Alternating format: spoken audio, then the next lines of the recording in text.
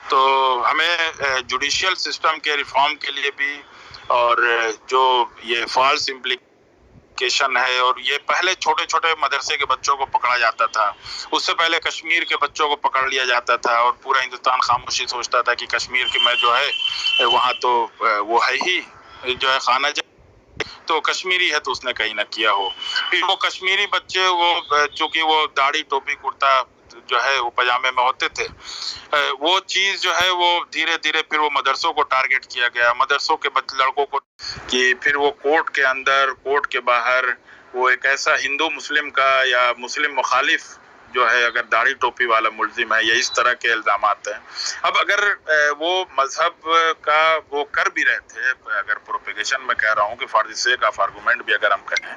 कि अगर सपोज कि वो कर भी रहे थे, तो इसमें 121A और 123 को लाकर कि मुल्क के खिलाफ, मुल्क की यूनिटी इंटीग्रिटी के खिलाफ उसको जो ये इनका जो एलिगेशन होता है कि उसको लाकर मुल्क मुखालिफ दुश्मन की जो शक्ल दे देते हैं फौरन और मीडिया को बिल्कुल बेलगाम कर देते हैं, तो वो कहीं ना कहीं इन्वेस्टिगेशन को भी प्रभावित कर उसको भी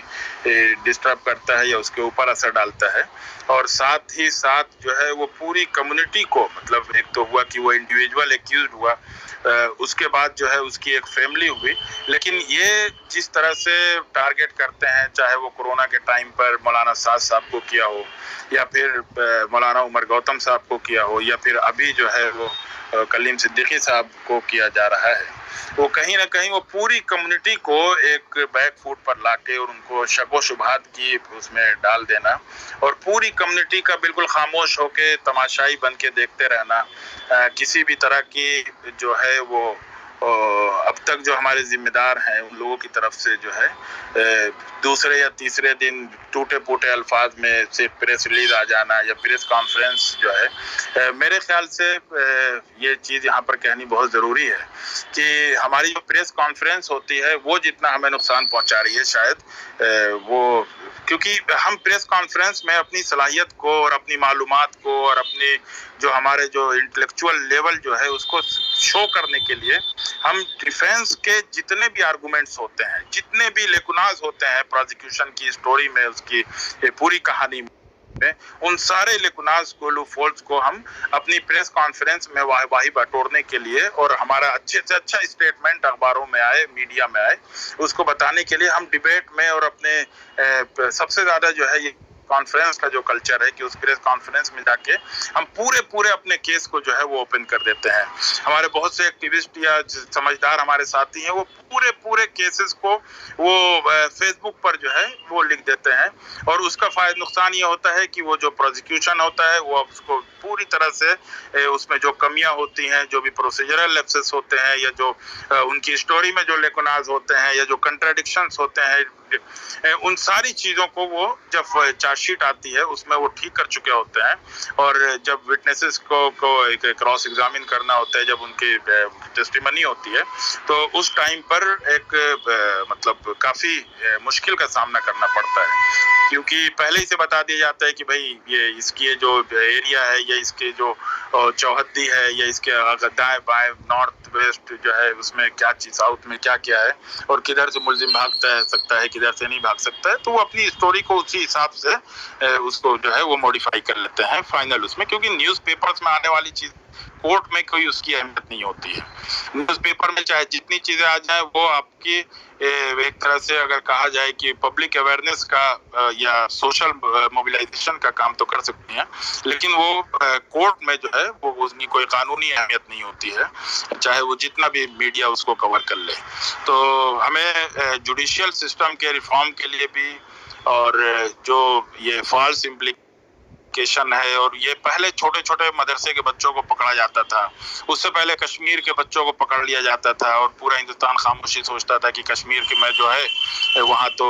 वो है ही जो है खाना तो कश्मीरी है तो उसने कहीं ना किया हो। फिर वो कश्मीरी बच्चे वो चूंकि वो दाढ़ी टोपी कुर्ता जो है वो पजामे में होते थे, वो चीज जो है वो धीरे धीरे फिर वो मदरसों को टारगेट किया गया। मदरसों के लड़कों को टारगेट करते करते छोटे मोटे जो है वो उस्ताद और जो है मौलाना जो होते थे, मस्जिद के इमाम होते थे, उनको टारगेट किया गया। और अब ये टारगेट जो है वो पूरी क़यादत के लिए एक खतरा बना हुआ है। या तो लोग डर रहे हैं या फिर उनसे जाके कंप्रोमाइज कर रहे हैं, और कहीं ना कहीं अब हम बिल्कुल ऐसे बैकफुट पर आ गए हैं कि हमारी जो कम्युनिटी की जो क़यादत है वो एक कंप्रोमाइजिंग जो है सिचुएशन में, ऐसा लगता है, मैं कोई एलिगेशन नहीं लगा रहा हूँ, लेकिन ये खामोशी और ये बेहिसी और इतने अहम मामलात पर भी ना तो जाके मिलना गवर्नमेंट से, ना उनके ऊपर प्रेशर बनाना, और अगर किया भी तो एक प्रेस रिलीज या एक प्रेस कॉन्फ्रेंस, तो हमें उससे बाहर निकल के, क्योंकि हम ये इस मुल्क के एक हिस्सा हैं और हमें मेन स्ट्रीम में आके जो जो प्रॉब्लम है, क्योंकि अगर ये पूरा सिस्टम ये चल रहा है, अगर ये सारी जो ये चाहे ये एजेंसीज हो, चाहे ये एडमिनिस्ट्रेटिव और सिक्योरिटी के जितने भी इंस्टीट्यूशंस हो, या पूरा जो ये गवर्नमेंट का जो ये पूरा स्टेट का जो सिस्टम है, वो कहीं ना कहीं हमारे टैक्स से, आवाम के टैक्स से, जनता के पैसों से चलता है। और उसकी यही वजह है कि आरटीआई में वो राइट टू इंफॉर्मेशन में उसका हिसाब लेने की, तो ठीक है हम हिसाब ले ना ले, लेकिन चूंकि हम सिटीजन है यहाँ के, हम यहाँ पे टैक्स पे करते हैं और हमारी तादाद लाखों में है, और ऐसा नहीं करोड़ों में है। और ये नहीं है कि जो सारे हिंदू हैं वो मुस्लिम मुखालिफ हैं, जो सारे मुस्लिम है वो हिंदू मुखालिफ हैं। एक बहुत बड़ा तबका है जो इस पूरे सिस्टम के जो डिफिशियंसीज है, ये डिस्क्रिपेंसीज है, उनकी वजह से बहुत ज्यादा परेशान है। तो उन सारी चीजों को लेकर हमारी तरफ से कोई ऐसी सोशल मूवमेंट होनी चाहिए जो कि मुल्क में गिरते हुए इंसाफ का जो मेयार है या पैमाना है उसको संभाले। एक छोटा से कल का जो आर्गुमेंट का एक किस्सा है, वो वाकया है, तो उसको मैं छोटे से उसमें जो है वो बता के मैं निकलूंगा, जल्दी में हूँ। कल के आर्गुमेंट के बीच में जज साहब ने मुझे हवाला दिया कि यहाँ की व्यवस्था ऐसी है कि हम मजबूर हैं कि हमें पुलिस रिमांड ना दें, ये हम इस पे हम नहीं सोच सकते हैं। तो मैंने कहा कि जनाब ये तो कोर्ट की वो होती है, विल पावर होता है कि वो क्या डिसीजन ले। तो उनकी समझ में नहीं आया, तो मैंने उनसे कहा कि जनाब सीबीआई कलकत्ता ने कलकत्ता से आके दिल्ली में एक कलकत्ता के आदमी को अरेस्ट किया और वापस ले जाने के लिए ट्रांजिट रिमांड के लिए वो दिल्ली की सीबीआई स्पेशल कोर्ट में उसको पेश किया गया। वहां पर सिर्फ और सिर्फ ये ट्रांजिट रिमांड पर ये होता है कि हाँ वो आया कि हाँ ठीक है, एक स्टेट से या एक शहर से दूसरे शहर को ले जाने का जो है वो परमिशन दिया जाता है। वहां पर बहस की गई और ओरली उसको जो है वो बेल जो है वो की मांगी गई, और उसको जज ने बात को सुना और उसको समझ में आया, और 4 पेज का मैंने यहाँ की एटीएस स्पेशल कोर्ट को बताया कि वो 4 पेज का बहुत ही अच्छा जजमेंट, जिसमें सीबीआई को पूरी तरह से लताड़ा कि आप लोग किस तरह से हुकूमत के इशारों पे चल रहे हैं और किस तरह से रिसोर्सेज को बर्बाद कर रहे हैं जो कि जनता के जो है वो टैक्स का है, और उन्होंने वहां पे उसको बेल ग्रांट कर दी। तो जज साहब मेरा मुंह देख के उन्होंने कहा लेकिन ये दिल्ली में मुमकिन है, यूपी में नहीं मुमकिन है। तो मैंने उनसे यही कहा कि जनाब मेरी तो यही कोशिश होगी और यही ख्वाहिश होगी कि जिस तरह से दिल्ली की जुडिशरी अगर इंडिपेंडेंट है या वो फियरलेस है और बगैर किसी प्रेशर के और बगैर किसी दबाव के अगर कोई फैसला ले सकती है, अपने जुरिस्डिक्शन का और अपने डिस्क्रिशन का इस्तेमाल कर सकती है, तो मेरी यही ख्वाहिश होगी और यही जो है कोशिश होगी और यही दुआ होगी कि हमारे उत्तर प्रदेश की भी judiciary fearless, without any pressure, वो अपने फैसले करे, अपने डिस्क्रिशन का इस्तेमाल करे, और अगर वो बेल दे सकती है या अगर पुलिस रिमांड को डिनाई करने का पावर रखती है तो वो करे, सिर्फ और सिर्फ व्यवस्था का रोना रोकर या सिस्टम का रोना रोकर उस सिस्टम को मजीद खराब होने में अपना योगदान ना दे। तो काफी इस चीज पर भी बहुत ज्यादा हंगामा हुआ, लेकिन बहरहाल हंगामों के बीच में मौलाना कलीम सिद्दीकी साहब को कल तो नहीं लेकिन आज जो है वो 10 दिन की पुलिस रिमांड पर एटीएस को वो ऑर्डर दे दिया गया है, और कोशिश की जाएगी। केस में अभी तक ऐसा कुछ नहीं है, लेकिन चूंकि पॉलिटिकल केस है और यूपी इलेक्शंस को देखकर है, तो ये कहीं ना कहीं ये पोलराइजेशन है, और वो कोशिश यही करेंगे कि मुसलमान और हिंदू का पत्ता खेल करके हिंदुओं को यकजा किया जाए और मुसलमानों के खिलाफ उनको जो है वो भड़का के, डरा के कि अगर तुम इकट्ठा नहीं हुए तो मुस्लिम राष्ट्र बन जाएगा, और वो कहीं ना कहीं वो एक डर और खौफ पैदा करके उसका पॉलिटिकल जो है माइलेज लेना चाहते हैं। यही इस केस की हकीकत है। और बाकी अल्लाह ताला से दुआ है कि अल्लाह ताला इस केस में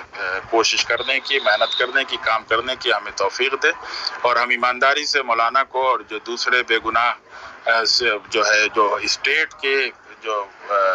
एट्रोसिटीज़ हैं, ये उसके जो जुल्म सितम है उसका निशाना बन के जेल की काल कोठरियों में या जेल की सलाखों के पीछे अपनी ज़िंदगी गुजारने पर मजबूर हैं। अल्लाह ताला हम लोगों से ऐसी कोशिश या ऐसा काम करने की खिदमत लेने का जो है मौका दे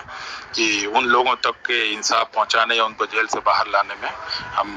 अपनी कोई अच्छा किरदार और अच्छा रोल अदा करने में कामयाब हों। सबक भाई, वो तो आपने जो कुछ सवाल करने की तो कोई गुंजाइश छोड़ी ही नहीं है, लेकिन एक जानकारी चाहता हूँ आपसे कि इसमें बताया जा रहा है, जो मेरे पास में जानकारी है कि कुछ लोग इसमें अभी भी मिसिंग है, जैसे कि मौलाना की गाड़ी का ड्राइवर है, मतलब 2-3 लोग बताए गए।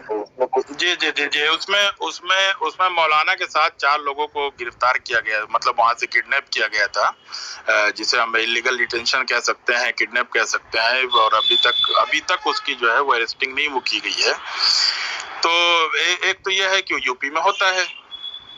दूसरी ये है कि एटीएस के पास बहुत से पावर हैं, और तीसरा हमारे पास ये रेमेडी है कि उसको हम कल भी शाम में एक मौलाना इदरीस साहब है, उनको जो है वहां से गिरफ्तार वो जो है किडनैप किया गया है, चूंकि इनके पास सरकारी होने का लाइसेंस है, वर्दी होने का लाइसेंस है, तो बहरहाल उसकी जो कॉम्पिटेंट अथॉरिटीज हैं उन सारी जगहों पर उसकी कंप्लेंट की जा चुकी है, इंफॉर्मेशन दी जा चुकी है कि ऐसे ऐसे यहाँ पर लोग मिसिंग हैं,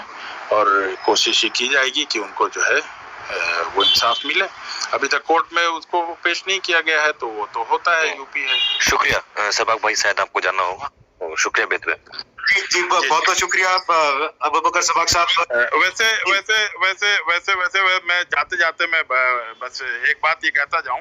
कि जो मुझे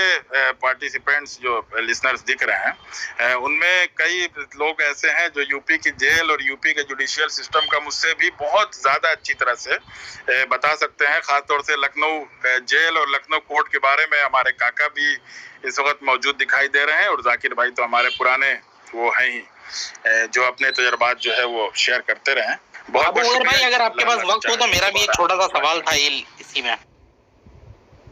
जल्दी से करिए, क्योंकि मेरा सवाल बस ये है कि कल जिस कोर्ट और जिस जज के सामने सुनवाई हुई, रिमांड की एप्लीकेशन जो एटीएस ने रखी थी, उसी जज के सामने आज भी हुई थी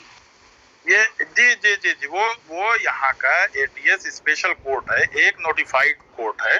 तो लखनऊ में एक जज जो कोर्ट है स्पेसिफिक, उसको पहले जज के नाम से नोटिफिकेशन होता था एनआईए का भी, बट अब जो है वो एडीजे 3 की जो कोर्ट है उसको एनआईए स्पेशल कोर्ट और एटीएस स्पेशल कोर्ट के लिए नोटिफाई किया गया है। यानी एडीजे 3 जो भी होगा बाई रैंक वो एटीएस का और एनआईए का स्पेशल जज होगा। तो ये वही स्पेशल जज के सामने कल भी मामला था और आज भी मामला था। पहले तो किसी भी मजिस्ट्रेट के सामने पेश कर दिया जाता था, लेकिन अब यह है कि एटीएस का मामला है तो एटीएस की ही कोर्ट में उसको पेश किया जाएगा। तो कल तो बहुत हीटेड आर्गुमेंट हुए, उसमें बहुत सी चीजें सामने आई कि भाई मैं सुबह से दौड़ रहा था, मालूम कर रहा था कहाँ पेश करेंगे, और लगातार इन लोगों को कोशिश कर रहा था।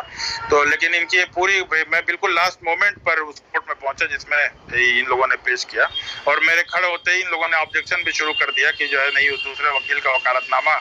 उसमें फाइल किया जा चुका है। तो मैं उस पर काफी चिल्लाया भी। मैंने कहा कि भाई आपने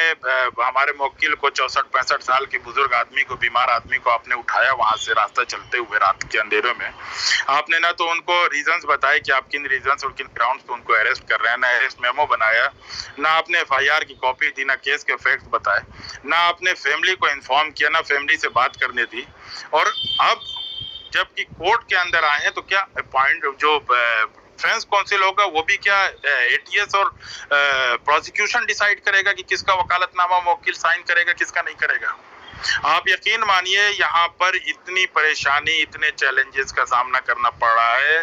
कल से अब तक मौलाना से जबरदस्ती और झटके में, वो इतने सीधे शरीफ आदमी हैं, उनसे कितने वकीलों ने कितने वकालतनामे साइन करवा लिए हैं कि वो एक दर्द सर बन गया है कि केस को मैनेज कैसे किया जाए, या डिफेंस के जो वकील जो कूद के डाइस पे चढ़ के अपनी बातें रखने के लिए परेशान है और क्रेडिट लेने के लिए परेशान है कि हमको फलां ने भेजा है, हमको फलां ने भेजा है, उनको मैनेज कैसे किया जाए। तो बहुत से चैलेंजेस हैं, बहुत मुश्किल ये सारा सिस्टम है। और उसमें कोशिश की जा रही है। अल्लाह ताला मदद करे। इंशाल्लाह अबू बकर साहब, एंड इंशाल्लाह I mean with all support and solidarity, आप कभी भी सबक साहब टाइम मिलता है तो रिक्वेस्ट यू टू कम। नहीं, मैं मेरी ये खुश नसीबी है कि मैं आप लोगों से जुड़ा आज, और बहुत ही शॉर्ट नोटिस पे मुझे पता चला। मैं तो निकलने की तैयारी में था, लेकिन इंशाल्लाह फ्यूचर में जब भी आप लोगों का की ख्वाहिश होगी, आप लोगों का हुक्म होगा, तो इंशाल्लाह जरूर जुड़ के आप लोगों से सारी बातें आप लोगों तक पहुंचाने की पूरी कोशिश। बहुत शुक्रिया and wishing you all the best in the case and in future. बहुत शुक्रिया जी। अबू बकर साहब इज द लॉयर की वालेकुम सलाम। अबू बकर सबाक साहब इज द लॉयर फॉर मौलाना कलीम सिद्दीकी साहब। सलमान साहब, आप कुछ ऐड करना चाहेंगे अब तक जो बात हुई उस पे, और we take some few speakers.